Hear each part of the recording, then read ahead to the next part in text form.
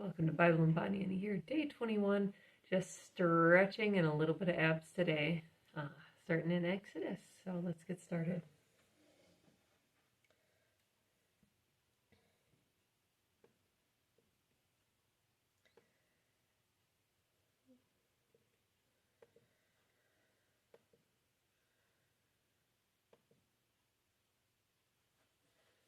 Okay.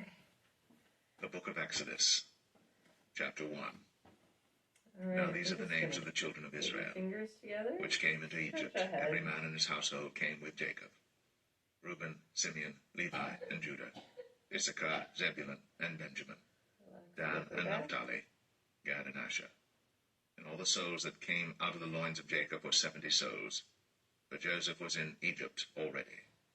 And Joseph died, and all his brethren, and all that generation. And the children of Israel were fruitful, and increased abundantly, and multiplied, and waxed exceeding mighty, and the land was filled with them. Now there arose up a new king over Egypt, which knew not Joseph. And he said unto his people, Behold, the people of the children of Israel are more and mightier than we. Very nice. Come on, let us deal wisely with them, lest they multiply. And it come to pass, that when there falleth out any war, they join also unto our enemies, and fight against us, and so get them up out of the land. Therefore they did set over them taskmasters, to afflict them with their burdens. And they built for Pharaoh treasure cities, Pithom and Ramses. But the more they afflicted them, the more they multiplied and grew. And they were grieved because of the children of Israel. And the Egyptians made the children of Israel to serve with rigor. And they made their lives bitter with hard bondage in mortar and in brick and in all manner of service in the field. All their service wherein they made them serve was with rigor. And the king of Egypt spake to the Hebrew midwives, of which the name of the one was Shiphrah, and the name of the other Puah. And he said, When ye do the office of a midwife to the Hebrew women, and see them upon the stools, if it be a son, then ye shall kill him.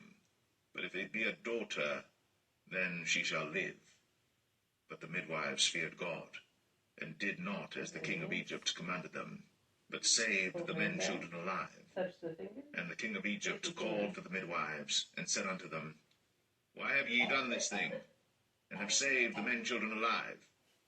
And the midwives said unto Pharaoh, Because the Hebrew women are not as the Egyptian women, for they are lively, and are delivered ere the midwives come in unto them.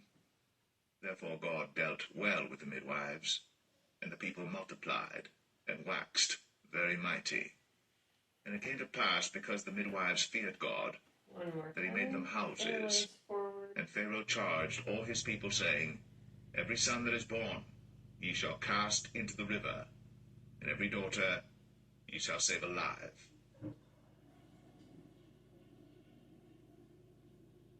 Interlace back. Look up. Exodus 2. And there went a man of the house of Levi, and took to wife a daughter of Levi. And the woman conceived, and bare a son. And when she saw him that he was a goodly child, she hid him 3 months. And when she could not longer hide him, she took for him an ark of bulrushes, and daubed it with slime, and with pitch, and put the child therein. And she laid it in the flags by the river's brink. And his sister stood afar off, to wit what would be done to him. And the daughter of Pharaoh came down to wash herself at the river. And her maidens walked along by the river's side. And when she saw the ark among the flags, she sent her maid to fetch it. And when she had opened it, she saw the child, and behold, the babe wept. And she had compassion on him, and said, This is one of the Hebrews' children. Then said his sister to Pharaoh's daughter, Shall I go and call to thee a nurse of the Hebrew women, that she may nurse the child for thee? And Pharaoh's daughter said to her, Go. And the maid went, and called the child's mother. And Pharaoh's daughter said unto her, Take this child away, and nurse it for me, and I will give thee thy wages. And the woman took the child, and nursed it. And the child grew, and she brought him unto Pharaoh's daughter, and he became her son. And she called his name Moses. And she said, because I drew him out of the water. And it came to pass in those days, when Moses was grown, that he went out unto his brethren, and looked on their burdens. And he spied an Egyptian smiting an Hebrew, one of his brethren. And he looked this way and that way. And when he saw that there was no man, he slew the Egyptian, and hid him in the sand. And when he went out the second day, behold, 2 men of the Hebrews strove together. And he said to him that did the wrong, Wherefore smitest thou thy fellow? And he said, Who made thee a prince and a judge over us? Intendest thou to kill me, as thou killedst the Egyptian? And Moses feared, and said, Surely this thing is known. Now when Pharaoh heard this thing, he sought to slay Moses. But Moses fled from the face of Pharaoh, and dwelt in the land of Midian. And he sat down by a well. Now the priest of Midian had 7 daughters, and they came and drew water, and filled the troughs to water their father's flock. And the shepherds came and drove them away. But Moses stood up and helped them, and watered their flock. And when they came to Reuel their father, he said, How is it that ye are come so soon today? And they said, An Egyptian delivered us out of the hand of the shepherds, and also drew water now for us, and watered the flock. And he said unto his daughters, And where is he? Why is it that ye have left the man? Call him, that he may eat bread. And Moses was content to dwell with the man. And he gave Moses Zipporah, his daughter, and she bare him a son. And he called his name Gershom, for he said, I have been a stranger in a strange land. And it came to pass, in process of time, that the king of Egypt died, and the children of Israel sighed by reason of the bondage, and they cried, and their cry came up unto God by reason of the bondage. And God heard their groaning, and God remembered his covenant with Abraham, with Isaac, and with Jacob. And God looked upon the children of Israel, and God had respect unto them.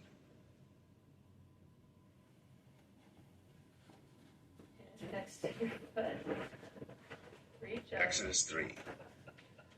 Now Moses kept the flock of Jethro, his father-in-law, the priest of Midian.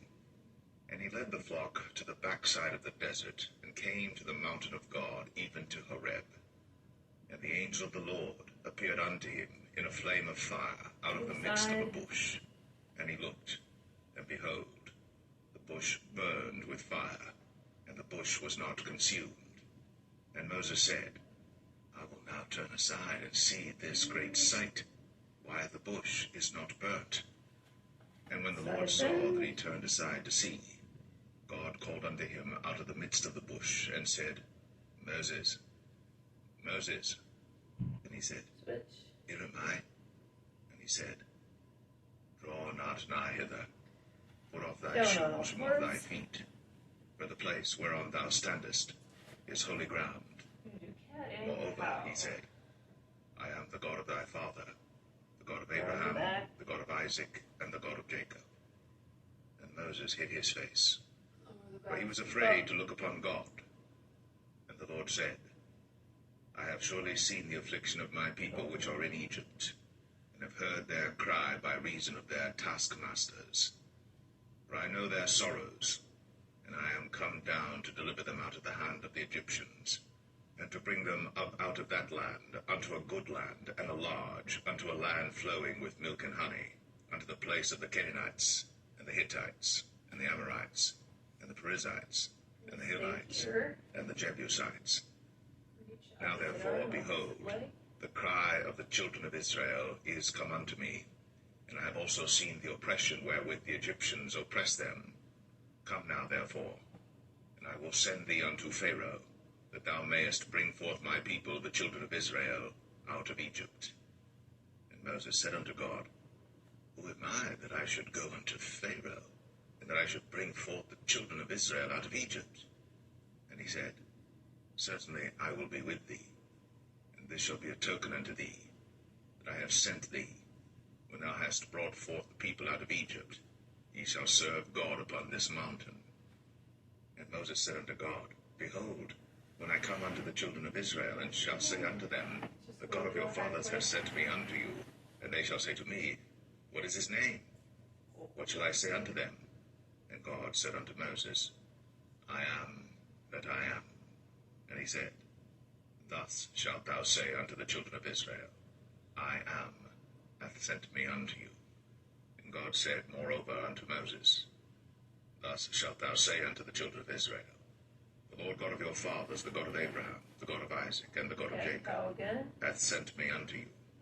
This is my name forever, and this is my memorial unto all generations.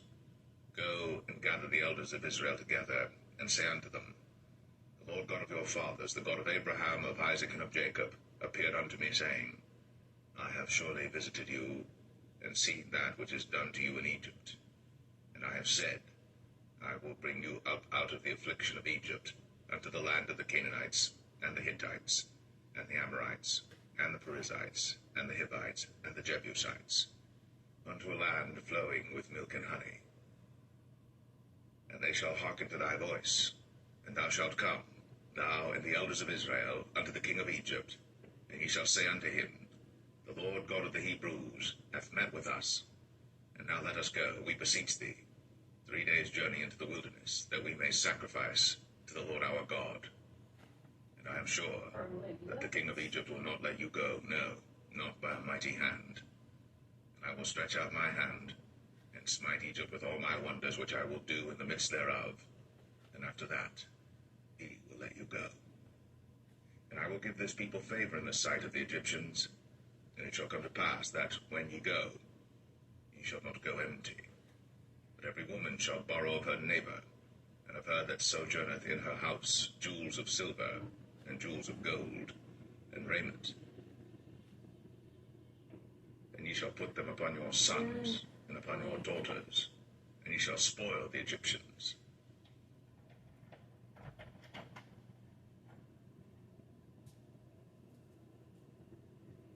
Matthew 14. At that time Herod the Tetrarch heard of the fame of Jesus, and said unto his servants, This is John the Baptist, he is risen from the dead, and therefore mighty works do show forth themselves in him. For Herod had laid hold on John, and bound him, and put him in prison for Herodias' sake, his brother Philip's wife. For John said unto him, It is not lawful for thee to have her.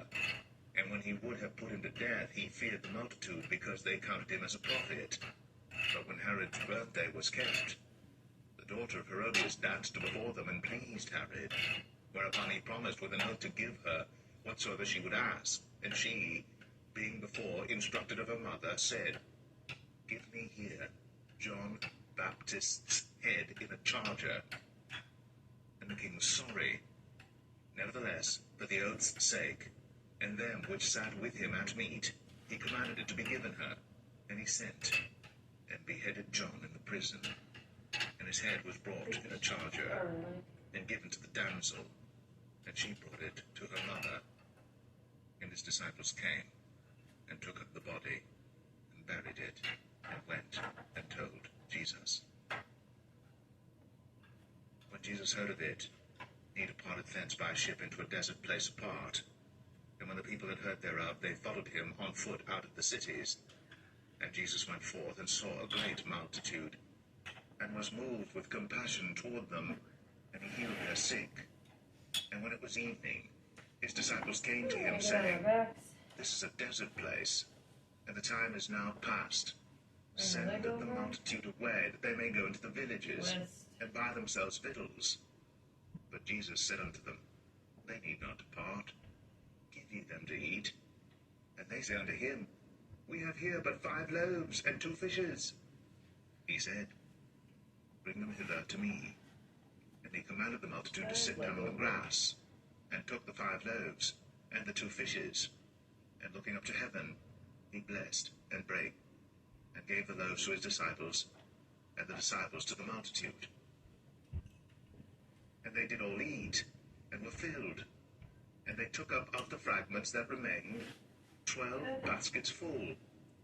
And they that had eaten were about 5,000 men, beside women and children. And straightway Jesus constrained his disciples to get into a ship, and to go before him unto the other side, while he sent the multitudes away. And when he had sent the multitudes away, he went up into a mountain apart to pray. And when the evening was come, He was there alone. But the ship was now in the midst of the sea, tossed with waves, for the wind was contrary. And in the fourth watch of the night Jesus went unto them, walking on the sea. And when the disciples saw him walking on the sea, they were troubled, saying, It is a spirit, and they cried out for fear. But straightway Jesus spake unto them, saying, Be of good cheer, it is I, be not afraid. And Peter answered him and said, Lord, if it be thou, bid me come unto thee on the water. And he said, Come. And when Peter was come down out of the ship, he walked on the water to go to Jesus. But when he saw the wind boisterous, he was afraid, and beginning to sink, he cried, saying, Lord, save me. And immediately Jesus stretched forth his hand, and caught him, and said unto him, O thou of little faith, wherefore didst thou doubt? And when they were come into the ship, the wind ceased. Then they that were in the ship came, and worshipped him, saying, Of a truth, thou art the Son of God. And when they were gone over, they came into the land of Gennesaret. And when the men of that place had knowledge of him, they sent out into all that country round about, and brought unto him all that were diseased, and besought him that they might only touch the hem of his garment, and as many as touched were made perfectly whole. Or bend. Straighter bend.